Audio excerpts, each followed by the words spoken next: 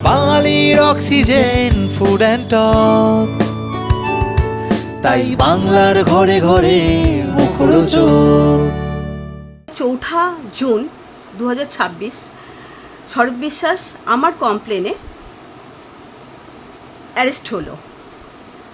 কিন্তু বিশ্বাস করুন, আজকে আমার যার সঙ্গে বাদ বিবাদ ছিল,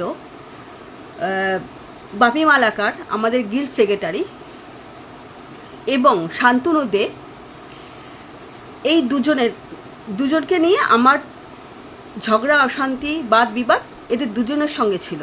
কিন্তু হঠাৎ করে স্বরূপ বিশ্বাস এখানে কেন চলে এলো আমি বুঝতে পারলাম না। আমার যেসব জবানবন্দিগুলো সেটা কিন্তু স্বরূপ বিশ্বাসকে নিয়ে না। স্বরূপ বিশ্বাস আমার কোনো পার্সোনাল শত্রুই হয় না। উনি তো একটা আমাদের ফেডারেশন গিল্ডের প্রেসিডেন্ট। ওনাকে নিয়ে আমি কি করে নোংরা কথা বলতে পারি? স্বরূপ বিশ্বাসের বিরুদ্ধে শ্লীলতাহানির অভিযোগ ঘিরে এবার নতুন মোড়। অভিযোগকারিণী নিজেই স্বীকার করলেন তার আনা অভিযোগ সম্পূর্ণ মিথ্যে। তাহলে প্রশ্ন উঠছে, কারো চাপেই কি এই অভিযোগ করা হয়েছিল? ঠিক কী কারণে স্বরূপ বিশ্বাসের বিরুদ্ধে এমন গুরুতর অভিযোগ করেছিলেন তিনি? ঘটনার নেপথ্যে কি ছিল অন্য কোনো কারণ? অভিযোগকারিণী নিজেই আজ সোশ্যাল মিডিয়ায় জানিয়েছেন এই ঘটনার সত্যতা। ঠিক কী জানালেন তিনি, শুনে নেব। নমস্কার, আমি সিমরান পাল। আপনারা আশা করি আমাকে ভালোভাবেই চেনেন। যে আজকে ইন্ডাস্ট্রির যেই অশান্তি, যেই কাজ না পাওয়ার যে আমি ভিডিও করেছিলাম, তো আপনারা ভালোভাবেই আমাকে চেনেন। এবং আর একটা বিষয়ে চেনেন, যেটা হচ্ছে 4 জুন স্বরূপ বিশ্বাস আমাদের যে ফেডারেশন গিল্ডের প্রেসিডেন্ট, সে কিন্তু অ্যারেস্ট হয়েছিল। তো তার নিয়ে আমি কিছু কথা আজকে বলতে এসেছি। এটাই হচ্ছে সত্য কথা, যেটা আমি এতদিন বুকে বয়ে নিয়ে বেড়াচ্ছিলাম, যেটা একেবারেই সত্যি না। সেই দোষ, সেই অপরাধ আমি মাথায় নিয়ে বয়ে বেড়াচ্ছিলাম। সেই সত্যটা আজকে আমি আপনাদের কাছে তুলে ধরতে চাই। প্লিজ আপনারা একটু শুনবেন। প্রথমত কথা হচ্ছে যে আজকে 4 জুন 2026 স্বরূপ বিশ্বাস আমার কমপ্লেনে অ্যারেস্ট হলো। কিন্তু বিশ্বাস করুন, আজকে আমার যার সঙ্গে বাদ বিবাদ ছিল, বাপি মালাকার আমাদের গিল্ড সেক্রেটারি এবং শান্তনু দে, এই দুজনকে নিয়ে আমার ঝগড়া অশান্তি বাদ বিবাদ এদের দুজনের সঙ্গে ছিল। কিন্তু হঠাৎ করে স্বরূপ বিশ্বাস এখানে কেন চলে এলো আমি বুঝতে পারলাম না। এবং কিছু মানুষের মিথ্যে প্ররোচনায় এবং মিথ্যে একটা এলিগেশনে লাগাতে বলেছিল আমাকে, যেখানে আমি ওদের কথায় নেচে এবং ওদের কথা শুনে আমি এসব কথাগুলো বলেছিলাম আমার কমপ্লেনে। এবং সেটা কমপ্লেনে আমি কিন্তু কখনোই বলিনি যে স্বরূপ বিশ্বাস আমাকে শ্লীলতাহানি করেছে। এবং স্বরূপ বিশ্বাস আমাকে কোনো জায়গায় ডেকে বা ফোনেও মধ্যেও আমাকে শ্লীলতাহানি করেছে, সেটা কখনো কিন্তু আমি কমপ্লেনে কিন্তু আমি লিখিনি। এবং যেই কমপ্লেনটা লেখা হয়েছে সেই হ্যান্ডরাইটিংটাও কিন্তু আমার না। এবং সেই হ্যান্ডরাইটিংয়ে যে সইটা হয়তো আমাকে দিয়ে জোরজবস্তি করিয়েছে। কিন্তু আমার যেসব জবানবন্দিগুলো সেটা কিন্তু স্বরূপ বিশ্বাসকে নিয়ে না। স্বরূপ বিশ্বাস আমার কোনো পার্সোনাল শত্রুই হয় না। উনি তো একটা আমাদের ফেডারেশন গিল্ডের প্রেসিডেন্ট। ওনাকে নিয়ে আমি কি করে নোংরা কথা বলতে পারি? এর আগেও অনেক বাইট আমি দিয়েছি। বাইটে আপনারা শুনেছেন যে আমার বাড়িতে এসছিল থেটটা দিতে, সে কিন্তু দাদার কথা বলেছে। কিন্তু দাদা কিন্তু স্বরূপদা কিন্তু এসে কিন্তু আমাকে কখনোই শ্লীলতাহানি করেনি। যেটা করেনি সেটা আমি কেন বলবো? আর আমি না ওনাকে চিনি, না উনি আমাকে চেনে, কখনোই না। আমি কিছুদিন আগে আমার একটা সোশ্যাল মিডিয়াতে একটা ভয়েস রেকর্ড বেরিয়েছে, যেটাতে আমি নিজেই স্বীকার করেছি না, উনি তো আমাকে শ্লীলতাহানি করেনি। আর এই জবানবন্দিটা আমি নিউ আলিপুর থানাতেও দিইনি। তাই কাজেই উনি মানে আমি তো ওনার আমার জবানবন্দিটা দিইনি, তারপরেও কেন উনি অ্যারেস্ট হলো সেটা কিন্তু আমি বলতে পারবো না কী কারণে অ্যারেস্ট হলো। যারা আমাকে মলেস্ট করেছিল, মানে আমাকে তাদের প্ররোচনা দিয়ে বা তাদের বুদ্ধি আমি শুনেছিলাম, এবং যারা বলেছিল ভয় আউট ভরসা ইন, হ্যাঁ, তাদের কথা শুনে আমি নিউ আলিপুর থানাতে গিয়ে আমি আমার নিজের জবানবন্দিটা দিলাম। দেওয়ার পরে আমি বুঝতে পারলাম না রাত্রি 9টার সময় কি করে সৌরভবাবু বা সৌরভ বিশ্বাস কী করে অ্যারেস্ট হয়ে গেল। কারণ আমার মূল বিষয়টা সৌরভ বিশ্বাসকে নিয়ে না, মূল বিষয়টা হচ্ছে আমার শান্তনু দে এবং বাপি মালাকারকে নিয়ে। আর মেন কথা হচ্ছে আমার যে কমপ্লেন, সেই কমপ্লেনটা আমি জানি আমি কি বলেছি ওইখানে, সেটা হয়তো আপনারা জানতে পারবেন না, কারণ আপনাদের জানার তো বিষয় না। তো আমি ওইখানে বলেছিলাম যে আমাকে বাড়িতে থ্রেট দিতে এসছিল, গুলি করতে এসছিল, বেশ এটুকুনি বলেছি। আমি আজকে 15টা বছরের উপরে এই ইন্ডাস্ট্রিতে রয়েছি।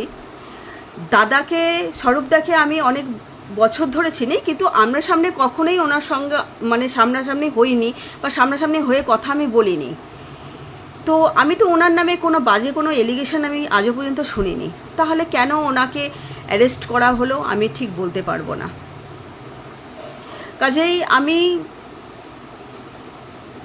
এই ব্যাপার নিয়ে প্রচণ্ড পরিমাণে দুঃখিত, এবং আমি নিজের বিবেকের কাছে খুবই আমার খারাপ লেগেছে যে আজকে এই মানুষটা স্বরূপ বিশ্বাস, মানে আমার সবাই দেখালো যে আমার জবানবন্দির জন্য মানে আমাকে একটা দোষীদার করে দিয়ে আমার মিথ্যে জবানবন্দি মানে চালিয়ে উনি অ্যারেস্ট হয়েছে। মানে 42টা দিন উনি আমার জন্য জেল খাটলো। কিন্তু বিশ্বাস করুন, এটা একেবারেই সত্যি না। আমি ওনার নামে কোনো এলিগেশনই নিয়ে আসিনি, কোনো দিনের জন্য না। আমি আগেও বলেছিলাম যে দাদা আমার সঙ্গে শ্লীলতাহানি করেনি, কেন উনি ওরকম মানুষই না। কেন ওনাকে হয়তো আমি কাছ থেকে কথা বলিনি বা ওনার সঙ্গে আমি কাছ থেকে দেখা করে কখনো বসে ওনার সঙ্গে আমি কথা বলিনি, কিন্তু ওনার তো একটা রেপুটেশন আছে, যেটুকু আমি জানি যে উনি মানুষটা ভালো এবং মেয়েদেরকে সম্মান দিতে জানে। তাহলে কি করে বলুন তো এরকম মিথ্যে এলিগেশনটা নিয়ে আসতে পারি? কিন্তু হ্যাঁ, কিছু মানুষের প্ররোচনায় এসে আমি হয়তো নিউ আলিপুর থানাতে গিয়ে লিখিত জবানবন্দি করেছি, কিন্তু সেটা কি করেছি সেটা বাপি মালাকার এবং শান্তনু দের নামে। আমি দাদার নামটা কেন বলতে যাব? তাই বারবার করে একটা কথাই বলছি, সবাই হয়তো আমাকে তোমরা খারাপ ভাবছো যে আমার জন্য, আমার কথায়, আমার মানে এলিগেশনে বা আমার জবানবন্দিতে দাদা আজকে অ্যারেস্ট হয়েছে। কিন্তু না, সত্যিটা এইটা না। সত্যিটা হয়তো অন্য কিছু, কারোর মিথ্যে একটা জালে হয়তো দাদা ফেসেছে এবং তার মধ্যে থেকে আমিও ফেসেছি। তো একটা কথাই বলতে চাই যে সত্যি আমি ভিকটিম আগেও ছিলাম, এখনও আছি, জানি না পরবর্তী সময় কি হবে। আমি দাদার নামে কালো শ্লীলতাহানির অভিযোগ নিয়ে আসিনি, আজও বলছি না, এবং আগামীকালও আমি সেটাই বলবো যে আমাকে দাদা কখনোই ডেকে কোনো জায়গায় আমাকে শ্লীলতাহানির করেনি, কেন উনি ওরকম মানুষই না। আর লাস্ট একটা কথাই বলতে চাই, দাদাও শুনেছি দুটো মেয়ের বাবা, এবং আমিও কিন্তু দুটো মেয়ের মা। তো কাজেই আমি সেই দুঃখটা, যন্ত্রণাটা জানি যে কার কোথায় কি যন্ত্রণা, কার কোথায় দুঃখ।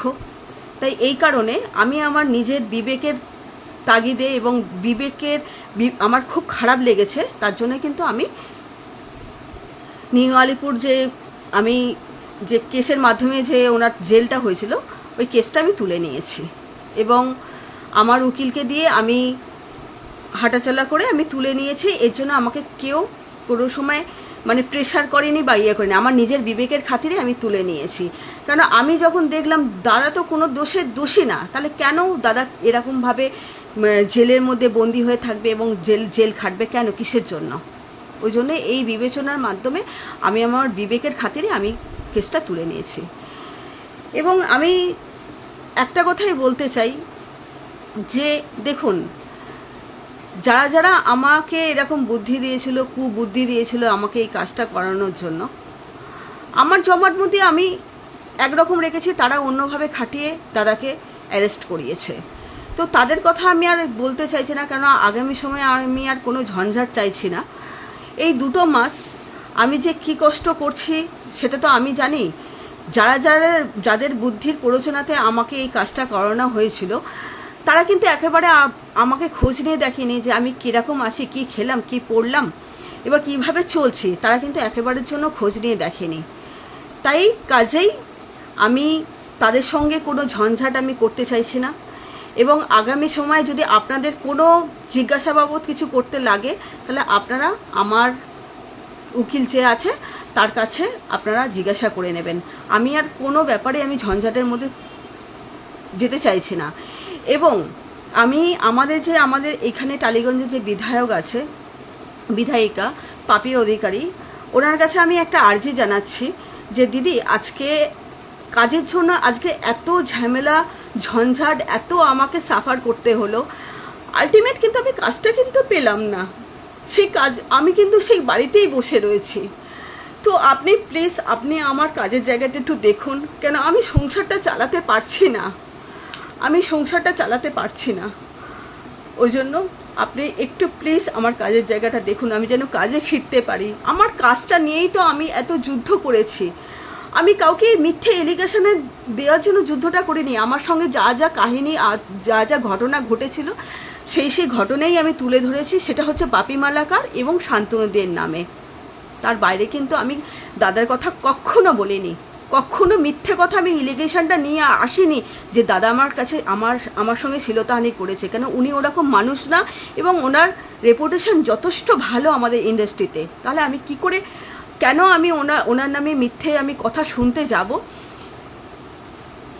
তাই আমি স্বরূপদাকে, যদি আমার ভিডিওটা স্বরূপদা দেখে থাকে, আমি স্বরূপদাকে একটা কথাই বলবো যে দাদা, ভুলবশতই মানুষ করেই সে ভুল করে, জেনে অজানেই ভুল করে। আপনি প্লিজ আমার ভুল হয়ে গেছে, কারোর প্ররোচনা শুনে, মিথ্যে প্ররোচনা শুনে আমাকে করানো হয়েছে। তো আপনি প্লিজ আমাকে ক্ষমা করে দিন। আমি কথা ভালো করে বলতে পারছি না, কেন আমি একটু ফার্স্টেডেড আছি, আমি ভালোভাবে কথা বলতে পারছি না। প্লিজ আপনি আমাকে ক্ষমা করে দিন, যা শাস্তি দেবেন আমি মাথা পেতে নেব। আর আমার